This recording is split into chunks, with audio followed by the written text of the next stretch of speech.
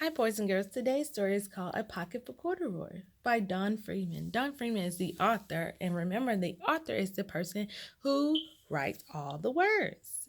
And the illustrator is the person who, yes, draws all the pictures. So in this title, it has 4 words. Let's look at the words. A pocket for corduroy. Let's count them together. 1, 2, 3, 4. There are 4 words in this title. It's called A Pocket for Corduroy. And this person here, this bear, must be corduroy. Let's see.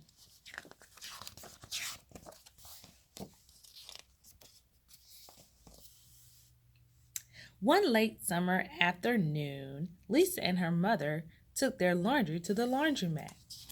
As always, on such a trip, Lisa carried along her toy bear corduroy.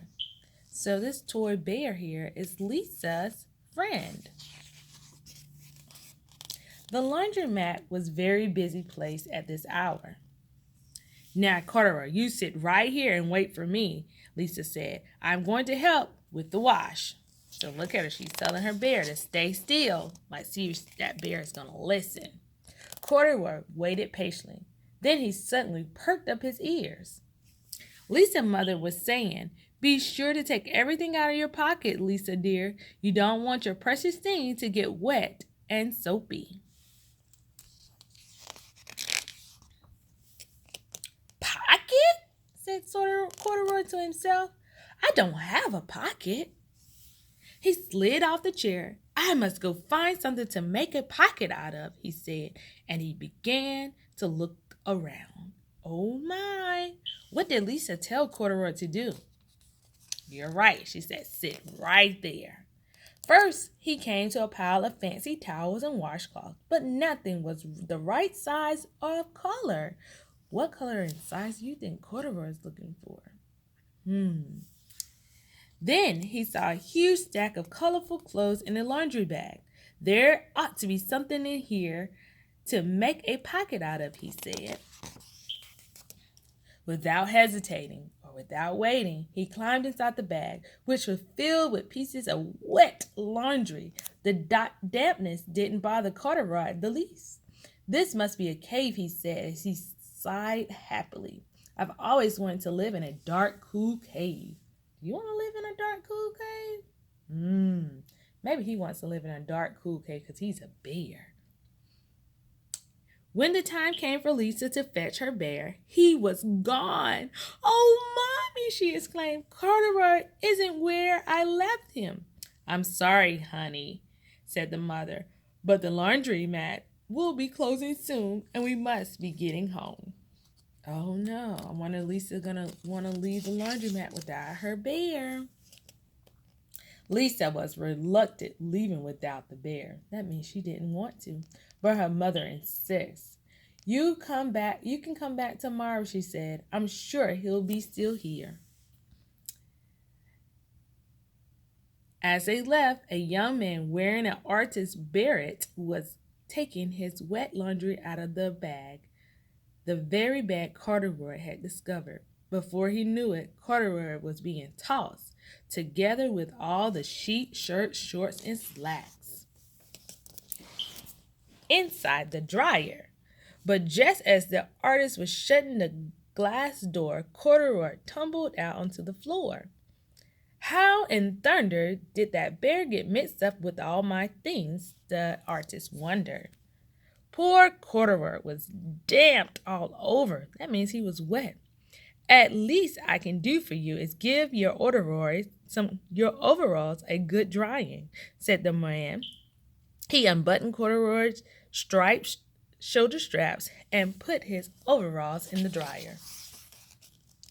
Corduroy grew dizzy as he watched the clothes spin around, but the artist became inspired.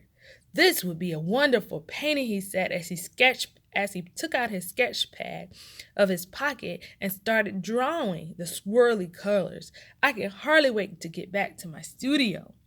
Finally, the dryer stopped swirling and whirling, And the man gathered up all the clothes. Then he helped Corduroy put on his warm, dry overall. All at once, the manager of the laundromat said, "Closing time! Everyone out! Everyone out!" Corduroy was gently placed on top of the wash machine. "I wonder who that bear belongs," the artist, as he was leaving, thought. Seems to me he should have some new Seems to me he should have his name someplace. He's too fine of a fellow to be lost. As soon as the lights were turned off, Corduroy began to search again. He was surprised to see something white glowing in the dark. "Maybe it's snow," he said excitedly. "I've always wanted to play in the snow." "Is that snow?" "No, that's laundry detergent." He suddenly tipped over the open lid box, and suddenly he was covered with soft, slippery soap flakes. Corduroy began to slip and slide. "Oh, what fun," he said with a smile. "I've always wanted to ski down a steep mountain top." He landed paws first in an empty laundry basket. "This must be a cage," he said, peeking through the bars. "I never wanted to live inside a cage like bears do in the zoo." But now Corduroy felt drowsy, and soon he nodded off to sleep. Oh, look at him sleeping. The next morning, when the manager came to open the door of the laundromat, there was Lisa waiting. "I left something here yesterday," she explained. "May I look around?" "Certainly," said the manager. "My customers always leaving things."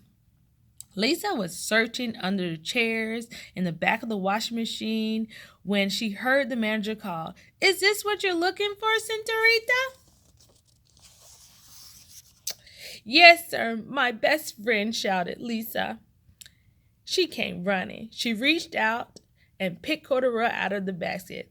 "So this is where you've been, you little rascal," she said. It's time I take you home."